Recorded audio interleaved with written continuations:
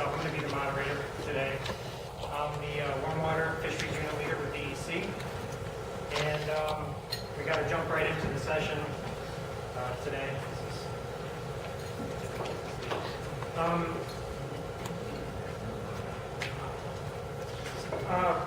To me, there's never a bad time to talk about Sussex or Sussex management.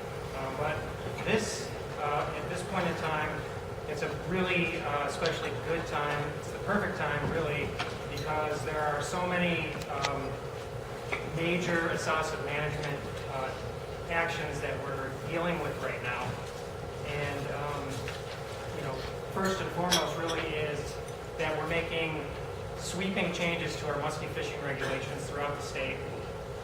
Two of our premier muskie fisheries are at risk due to invasive species, habitat loss, and fish diseases. Because of that, muskies have been nominated as a species of greatest conservation need, and we're always trying to improve our propagation, stocking, and monitoring programs for muskies. Northern pike, on the other hand, most of our management revolves around habitat improvements or habitat restoration.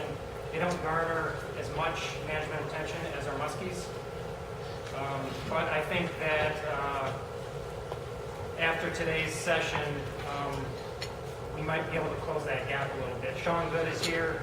He's going to talk about his pike management efforts on Lake Champlain, and I really think that's going to get the wheels turning, making some changes in our pike management philosophy.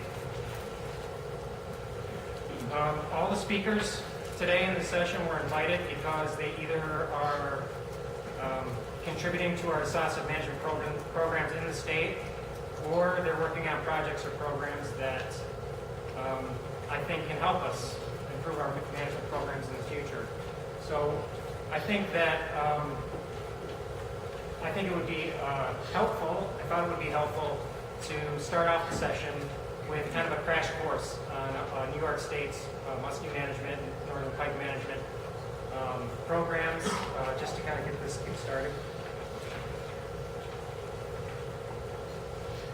Okay, I'm not forgetting pickerels. We have redfin pickerel, grass pickerel, and chain pickerel. They're native Esocids too, but they just don't have the same level of management concern for us in New York. So we're going to focus on the big three here, and I'm not talking about Steve LePan, Mike DeSarno, and Kevin Kaczynski. Although I think we'll probably talk about Mike DeSarno a little bit more in the session. But all three of them, big Esocid advocates. We're really going to focus on, obviously, northern pike muskies and tiger muskies, which I think everybody probably knows the hybrid between those two species. There's four main management categories that we put our management actions in, that we can put our management actions in: research and monitoring, habitat protection and enhancement, propagation and stocking, and fishing regulations. So I'll very, very briefly go through each one of these. I think for research and monitoring, you have to start with John Farrell and his program at Thousand Islands Biological Station. John has had a long-standing collaboration with DEC and others, including John Castleman, working on Esocid issues in the St. Lawrence River. Recently, he's extended his reach into the Niagara River, and I think that's mainly been spearheaded by Kevin Kaczynski. And this is Kevin and his crew in Buffalo Harbor doing some young ear muskie sampling and habitat sampling.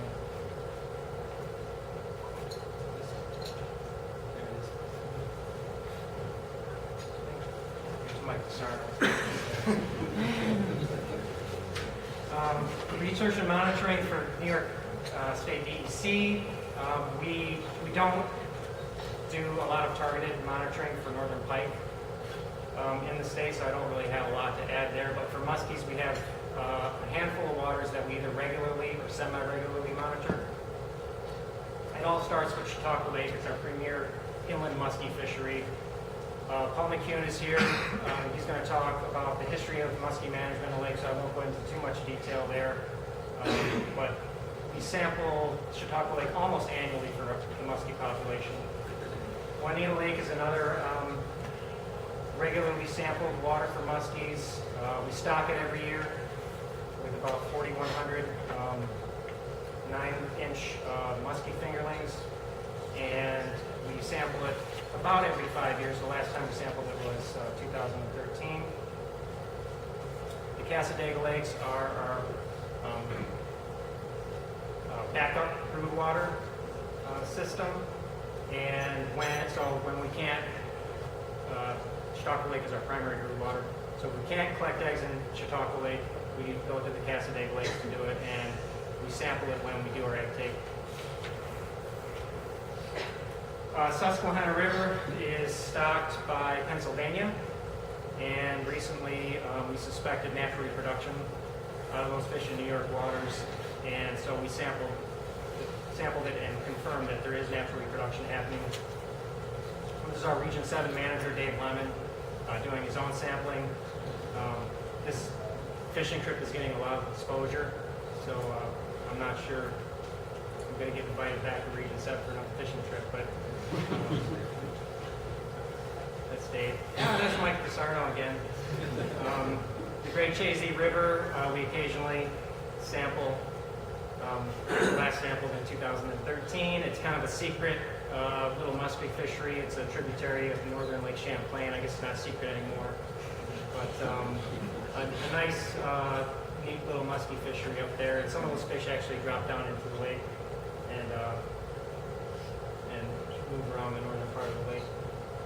Habitat protection and enhancement. We have two speakers today that are going to be covering this. I won't spend too much time. We're fortunate to have Matt Sanderson here. He's going to talk about a really special situation on Canisius Lake where it's a high public use area, public viewing area. You can actually see northern pike running up the inlet to spawn, and they're doing some pike marsh management there. And then Brandy Brown is here to talk about her, really unique, neat work with northern pike spawning marsh management up there. So getting into propagation and stocking. For muskies, it all happens at Chautauqua Hatchery, which is on the west side of Chautauqua Lake. Almost every year, we get in the lake, our hatchery staff, our management staff tag along with them, like I said before, and collect population data. But the hatchery staff collect adult spawning muskies in trap nets, strip bags, and fertilized eggs right there on the boat. Those eggs are transferred to the facility where they're hatched out. The fryer-fed brine shrimp. When they get big enough, they're transitioned to dry feed and they're raised inside the hatchery through August. They're about 5 or 6 inches long at that point. And then they're moved to outside production ponds where they're fed live minnows. They are harvested from those ponds when they're about 9 inches long in mid to late October. And then they're brought back into the hatchery where they're counted and sorted in tanks. A lot of them are fin clipped, most of them are fin clipped to help in monitoring. And then they're stocked back out in various waters. We raise about 25,000 a year, 9-inch fingerlings, and we stock them in 14 waters. Most of those waters are in the Allegheny watershed, including Chautauqua Lake, which is, you can see there. The two that aren't are Juanita Lake and the Great Chazy River. We also have a tiger muskie propagation and stocking program. That happens at our South at Sea Lake fishery right there in the central part of the state. We get fertilized eggs from the Hackettstown Hatchery in New Jersey. And we raise those fish exclusively inside the hatchery, basically the same way, but we hold them inside until October. They get to be about the same size, 9 inches. And we raise 100,000 of those. And we stock those typically in about 35 to 40 waters, depending on the year. This upcoming year, we're going to stock 37 waters with those. And most of those waters are kind of in the central northern part of the state. Most of them are in small, medium-sized lakes, and we have a couple of big ones, Seneca and Mohawk. Fishing regulations for northern pike, it's pretty simple. We have the same statewide regulations since 1980. Minimum size limit is 18 inches. You can take 5 a day. The season's the first Saturday in May through March 15th. And we have a very simple suite of special regulations. It's basically a minimum size limit of 22 inches, which is good for the Finger Lakes, the Great Lakes, and the Central River. That's pretty much it. Tiger muskies, hybrid species, hybrid regulation. Same season as the northern pike. Same minimum size limit as the muskie, at least currently, 30 inches, and you're allowed to take 1 a day. For muskies, big changes are in order, like I mentioned early. Right now, the minimum size limit is 30 inches. You can take 1 a day. And the season is the same season as our black bass harvest season, which is the 3rd Saturday in June through November 30th. Great Lakes, much more protective, 54 inches in Lake Erie, 48 everywhere else. And then we have an extended season close, basically below Niagara Falls. It's December 15th. So we're changing that on April 1st. The size limit is going to jump 10 inches. It's going to be 40. And it's basically just a reflection of our current philosophy that we're going to manage these, manage muskies as a trophy fishery throughout the state. We're also changing the season. We're bumping up the season opener from the 3rd Saturday in June to the last Saturday in May to provide some extra opportunity for anglers and still protect spawning fish. And in the Great Lakes, we're making our size limit consistent throughout, so it's going to be 54 inches. And this is just kind of a plug because we're making this major reg change for muskies. We decided to make them our featured species in our next fishing regs guide. This will come out probably next month or end of February. Good for the next for the next reg change cycle, which is April 1st. We have a muskie management article here, and it's basically a lot of the things I briefly brought up today, but in much more detail.